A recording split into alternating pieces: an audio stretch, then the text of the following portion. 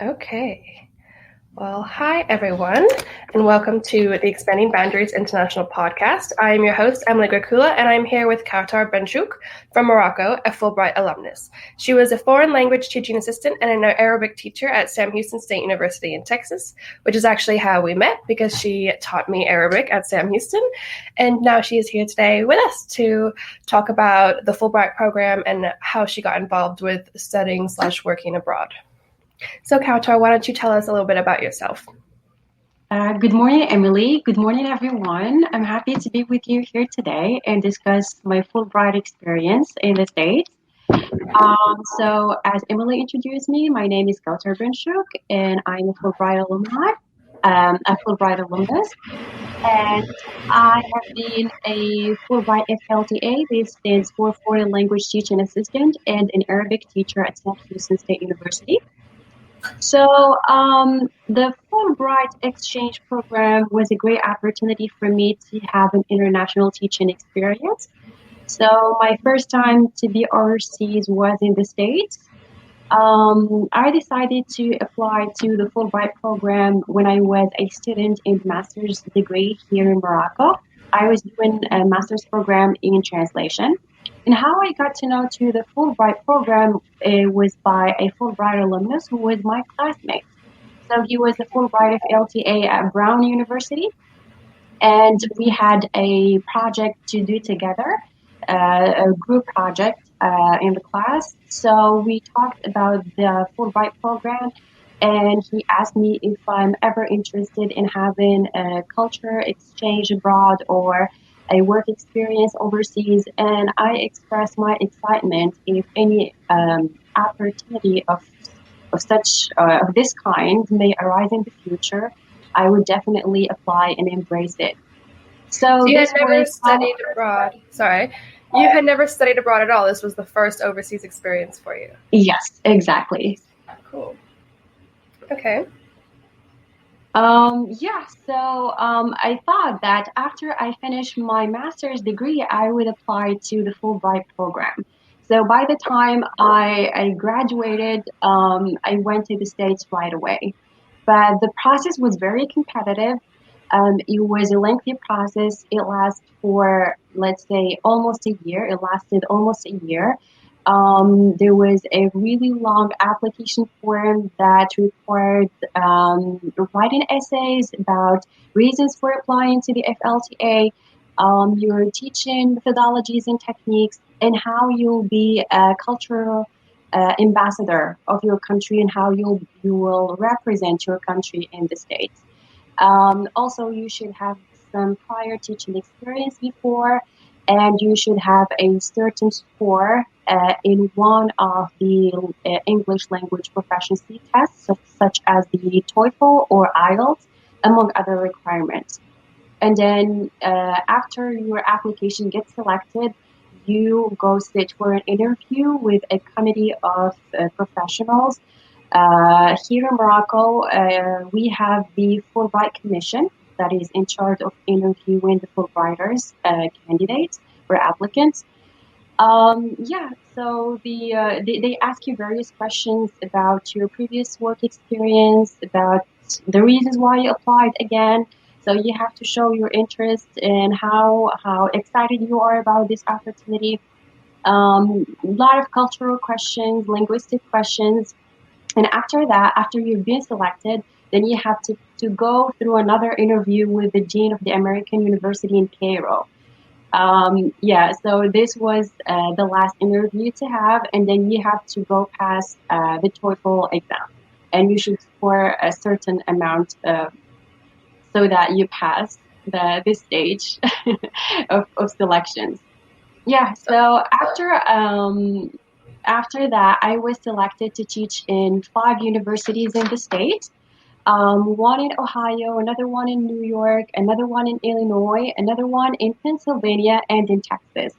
So I chose Sam Houston State University because it's situated in Texas. First of all, because of the warm weather that is similar to where I come from. I'm much comfortable in warm weather. It is cold in New York and Pennsylvania. Yeah, I know. And then the second reason is that I was going to take classes in the doctoral program, that is the program of literacy. And of course, I did my research about the reputation of the department. So I found out that they have a very good reputation of their education department. So this is why I chose St. Houston. So I was taking classes, one with the undergrad, that was my choice, and the other one that was specified by my supervisor that I was going to take doctoral classes in literacy. So yeah, it was a great experience. It was very fulfilling. The funding, I mean, the Fulbright, they provided everything. Let's say literally everything. The Fulbright, or the IIE, that is the Institute of International Education, they arrange academic placement for Fulbright nominees and supervise their stay in the state. Of course, they do administer everything from paying taxes, payroll, and everything. You don't have to worry about these things. You just focus on your teaching, on your duties that you're going to implement in your host institution. So is this your first time getting a passport? Did you have to go apply for that before you left? Did you have to? I mean, it's a very long process. I actually am trying to study abroad in Paris with the Fulbright Scholarship in 2022. So I'm starting to go through the process.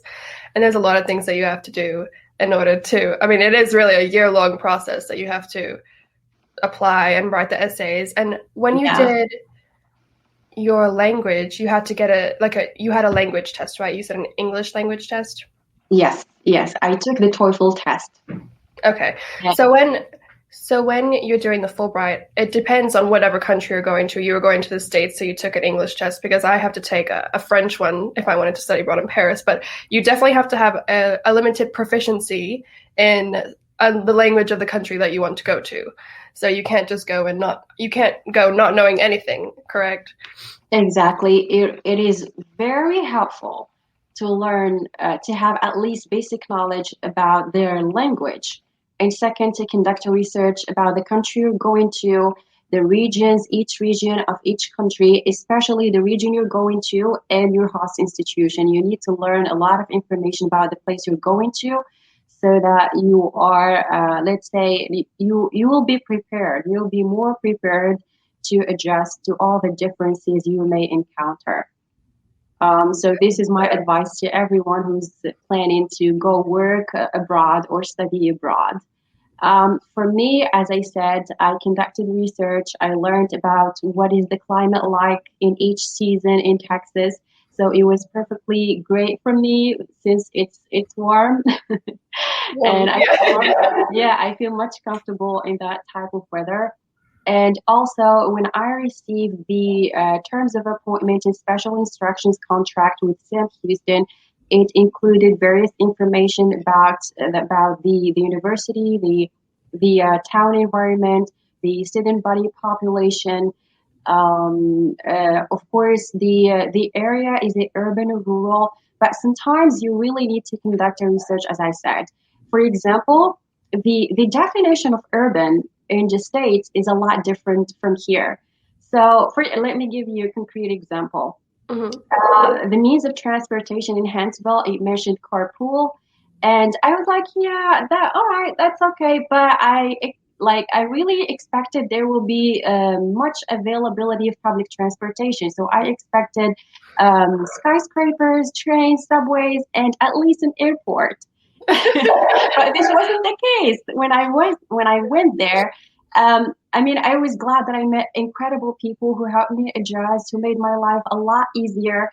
But sometimes I had to ask colleagues and friends car rides to the airport when I had conferences to go to, or trips during winter break or spring break. And it made me feel a little uncomfortable asking because I could find Uber from airport of Houston to Huntsville. But to go from Huntsville to the airport, I could not find Uber various times. So I had to ask people and let them know in advance. Sometimes I let them know a month prior of my trip so that I can arrange everything beforehand. That's nice of them though to help you out. And yeah, Huntsville does not have public transportation at all. It is not a city for public transportation. Even Houston, it has a little bit, but it's an hour away from Houston, so it's pointless. Yeah, I mean, I did everything I could to adjust to the cultural shock first. It first started with my supervisor who took care of finding rent and the lease procedure. And then when I was finally settled in, I joined activities in campus. I was invited to the church various times with friends. I attended Bible study. In return, I did organize many activities in the language club. I invited students to participate in the workshops I organized, cooking classes, presentations, yeah, and various activities that really helped me expand my network, my social network, and know a lot of people, including professors, um, sure, faculty members, and students. Did you spend 1 year or 2 years at Sam Houston? I spent 10 months. 10 months. So 1 year. Okay. Because I know sometimes they'll allow you to renew it for a second year, but that's depending. I'm looking at the master's program in the Fulbright, so that's what the options are. I don't know what they are for work abroad.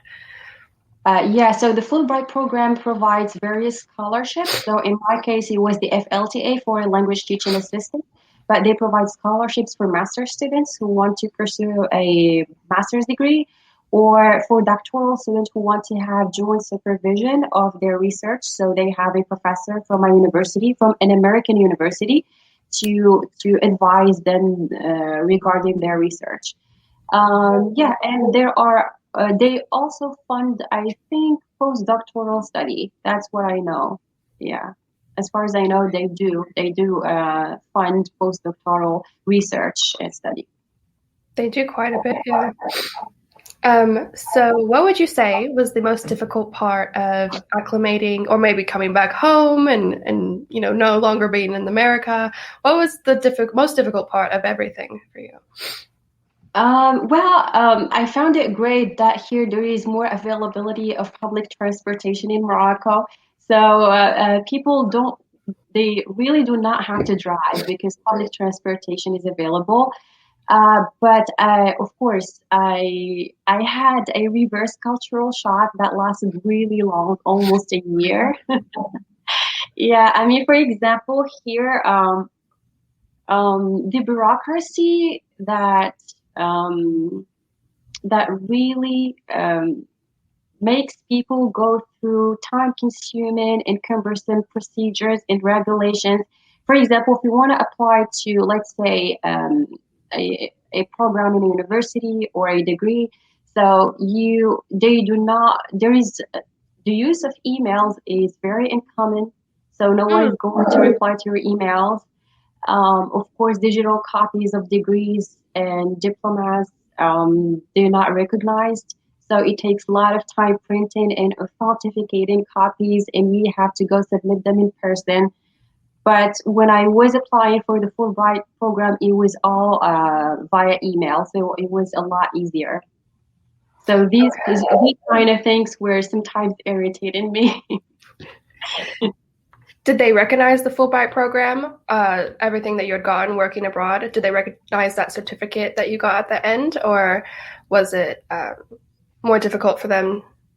Yes, they do. Most people here, they do recognize the Fulbright program, especially in EFL teaching, when you want to teach English as a foreign language. So in this domain, people, most of them, they do recognize the Fulbright program. And of course, it is considered an international teaching experience that is an added value to my resume and to my work experience. And of course, it helped me to get a job opportunity much faster than other friends or other people I know. They do say Expanding Boundaries International is actually a nonprofit that helps students study abroad or work abroad or intern abroad. And they focus on doing this because it is proven that when you study abroad, you are more likely to get a job offer or a form of career advancement later on because you did study abroad. So that is very true. And that's nice that you got all the benefits from it and it helped you out and everything in advance. What are you doing now, actually, after being back in Morocco? Yeah, just to add one more thing is that one of I mentioned the good things and the bad things. Sometimes here it's very difficult to find an educational institution where you can implement all the new teaching techniques that you learned in the States. Most of educational institutions here prefer their comfort zone and they give less freedom to the teachers for innovation. So this was one of the negative things, but it was good that me in another cohort of Fulbrighters could find opportunities much faster than any other candidates. What was the question you asked? Sorry. What am I doing now? Good. Sure. In fact, I am teaching online. So I have Chinese students and Vietnamese students. So I've been doing online teaching since last April. Because of the pandemic, we could not do in-person classes. So I've been doing only online teaching. And meanwhile, I've been preparing for PhD applications.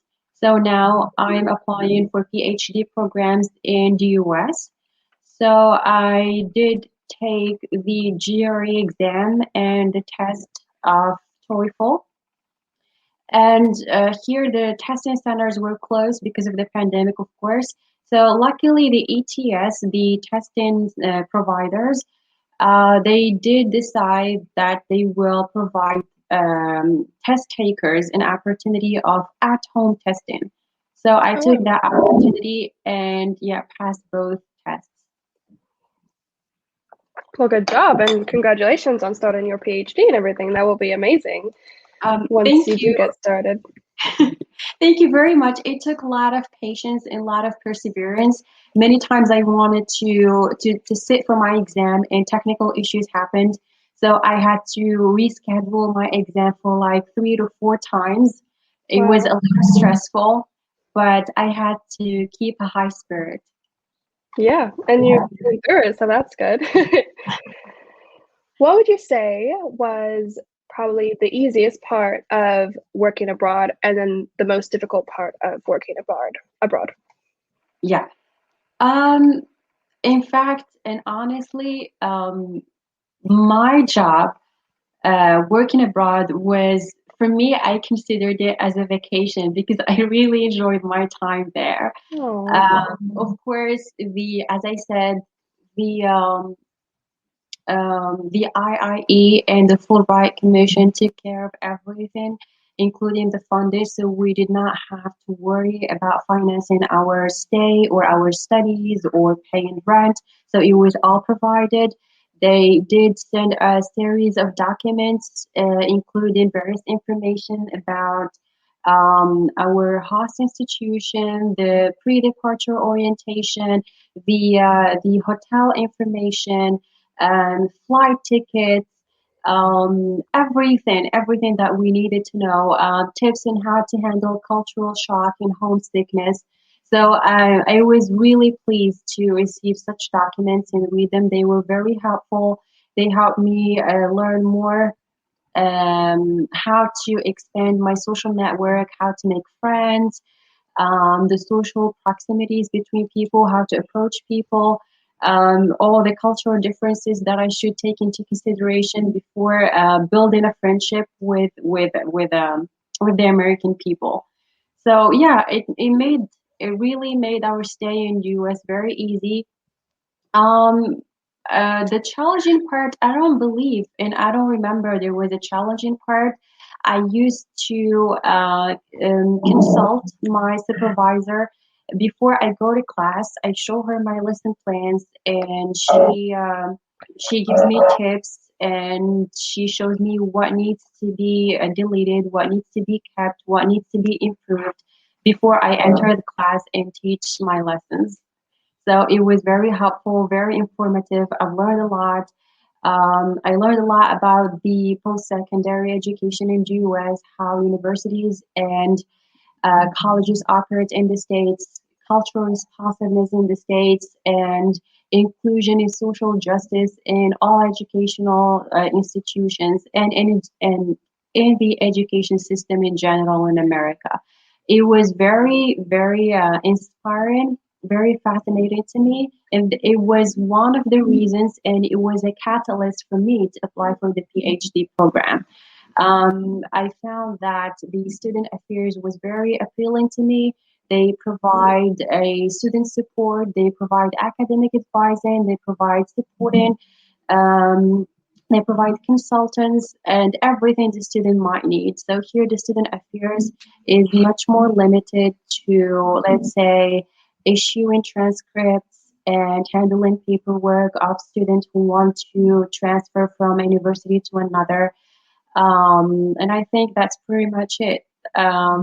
So I really hope that after I finish my doctoral program, I can bring that broad concept of student affairs here to my home country.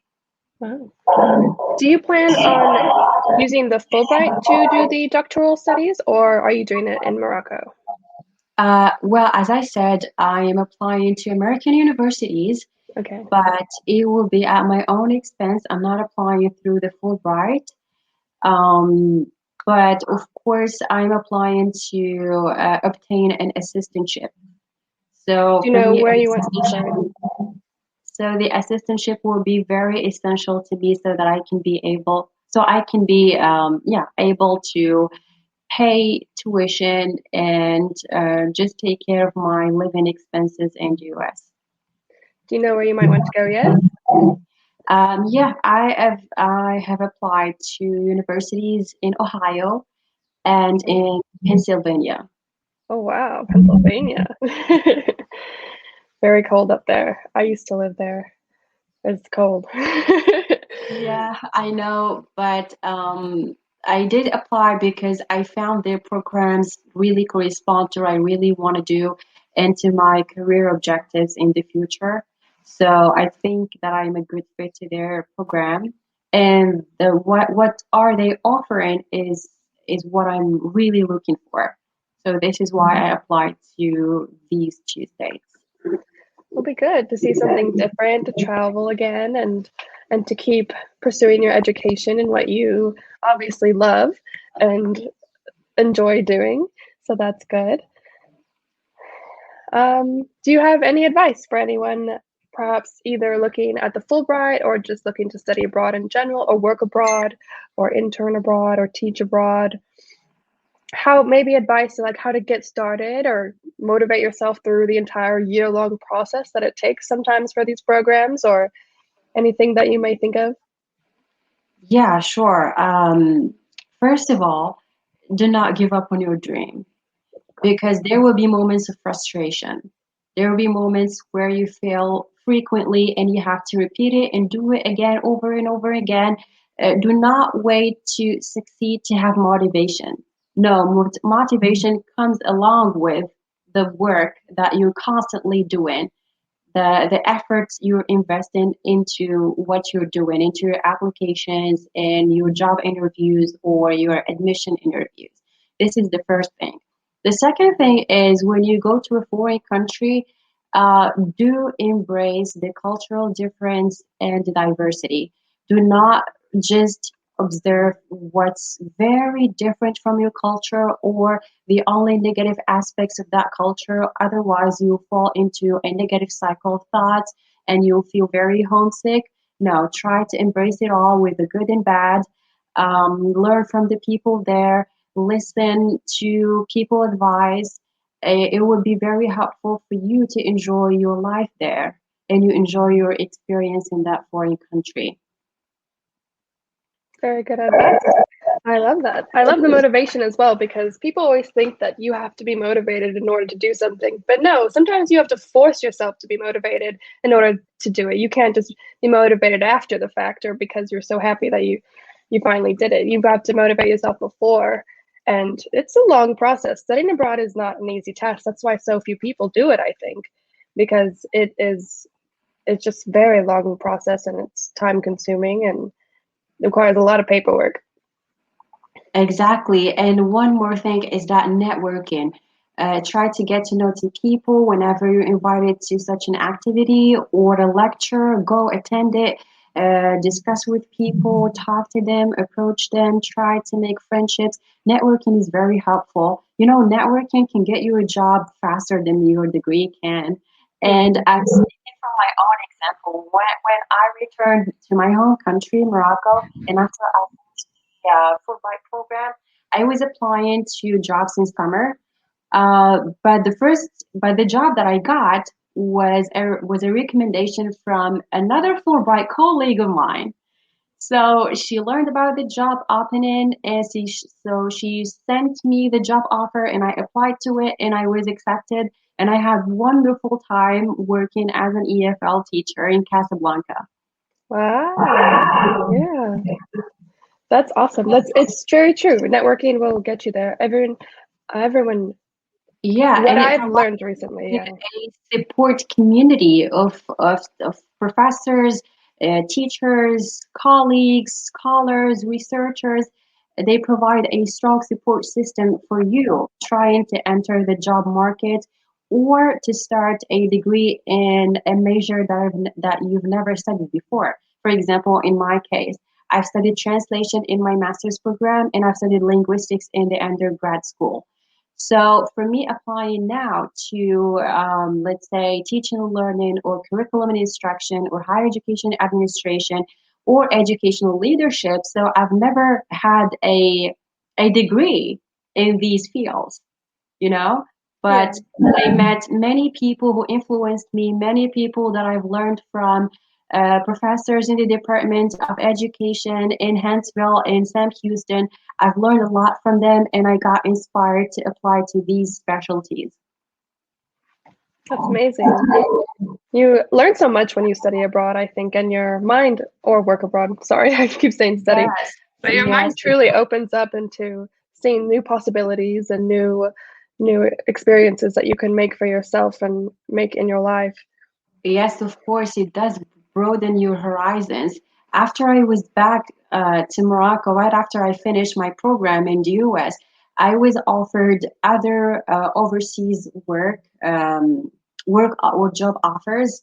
Many of them were in China, one of them was in France, where I decided to stay home because I was supposed to benefit my country from my international teaching experience, not to go abroad right away. So I decided to stay in Morocco, work in Morocco for a little while, accumulate more work experience like domestically here in Morocco so that I can immerse in the profession, in the teaching profession here in Morocco.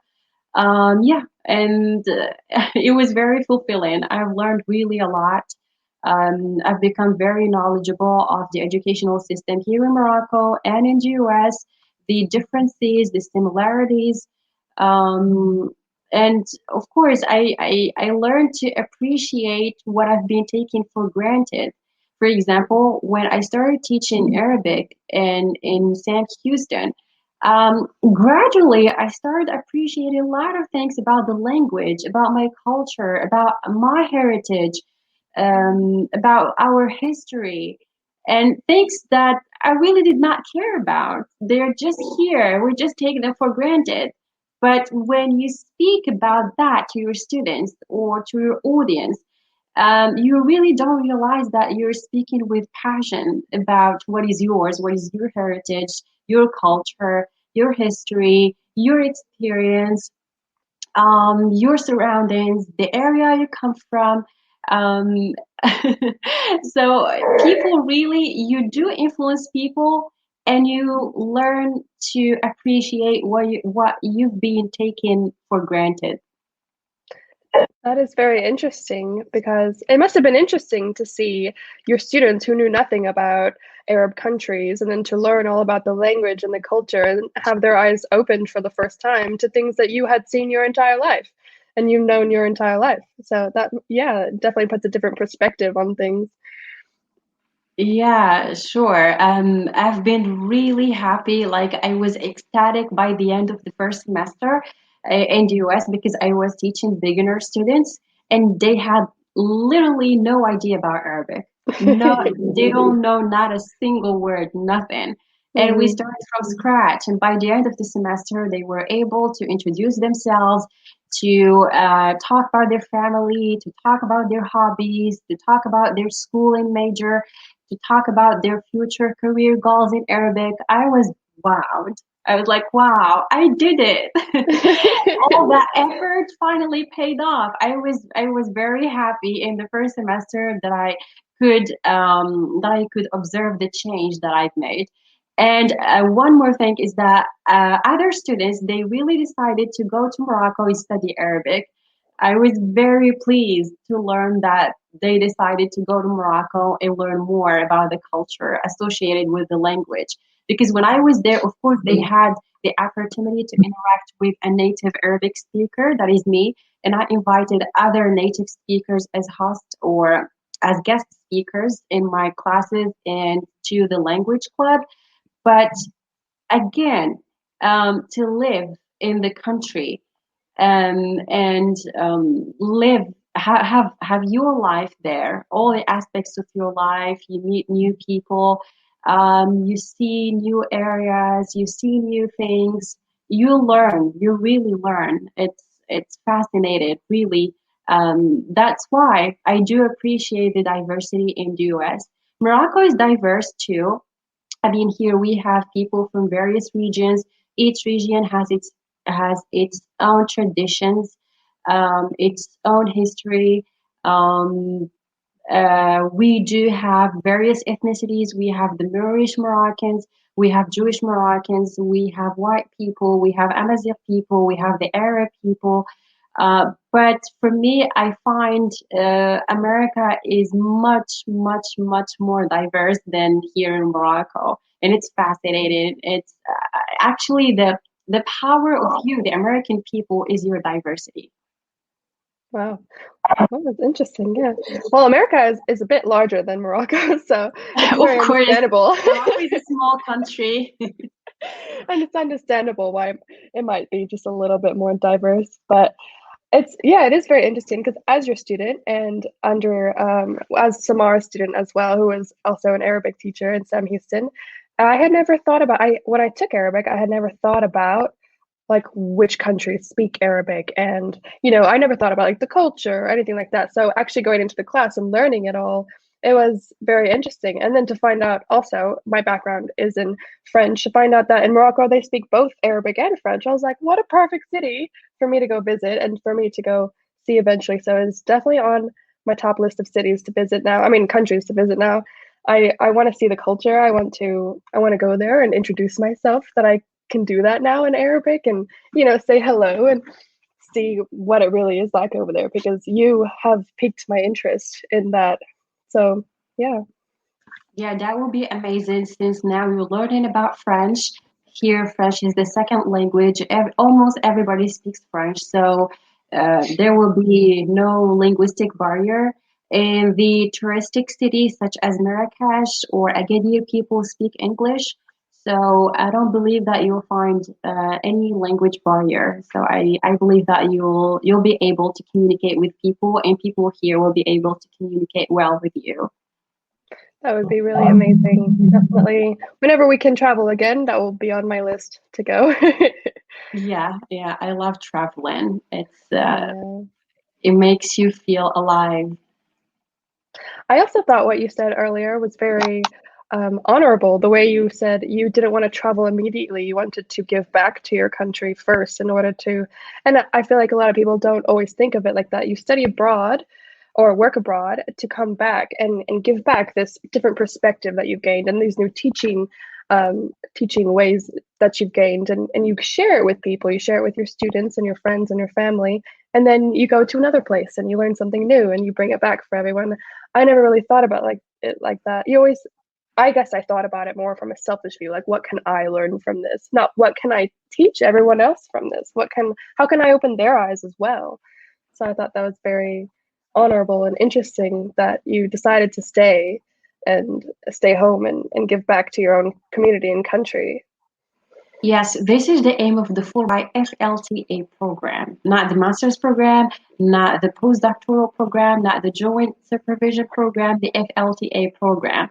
So it is designed to develop and enrich American students' knowledge about foreign cultures and languages, and for the FLTA Fulbrighters to benefit their country from the teaching experience they had overseas in the US. So it's mutual benefits. Is very good. That's actually part of what EBI stands for as well, is how can you study abroad and then give back? How can we help you open up your eyes? How can you help others open up their eyes? So it is a very good mission to have, I think. Yes, yes, of course. I've learned a lot. I mean, I cannot mention everything that I learned from my teaching experience in the US, but as I said, there are a lot of things I learned, namely that I learned to appreciate what I've been taking for granted. I learned to value my work and not see it as something that is very common and everybody can do. If I can do it, then I'm doing it my own way. So, for example, if I spend teaching a class for 30 minutes or 50 minutes, it means that it took me years of study and education to do it perfectly in 30 minutes. So my employer does not owe me for the minutes or the hours. He or she owes me for the years I invested in my education, in my training to do my task properly. And of course, I learned to negotiate terms of appointment in contracts when I am offered other jobs, of course. And since I'm an advocate for equal pay, so I learned how to negotiate and try to set your own terms when you want to work somewhere. Because working abroad, of course, comes with its benefits, but sometimes it comes with its risks. So you have to be knowledgeable and mindful of all the differences in the work environment and in the job market in that country you're going to. Yeah, so these are a few of the things I could mention. Of course, there's too many. Well, thank you so much for speaking with me today and joining us on the EBI Lighthouse podcast. We appreciate having you here and having all of your insight. You definitely seem like a very confident person. I don't know if that's because of working abroad or because of who you are, but I think it might have had a contributing factor. We are very happy to have had you here. Thank you. The pleasure is mine. It was really a pleasure for me to chat with you and see my student again and talk about the Fulbright experience. And I'm really happy to know that you joined the Fulbright and you're going to continue your studies in France. That's a great opportunity. Yeah. Go for it, embrace it, and just go for it. Do it. And I'm sure you'll succeed. Thank you. That's sweet. Okay. Bye, everyone. Bye, everyone.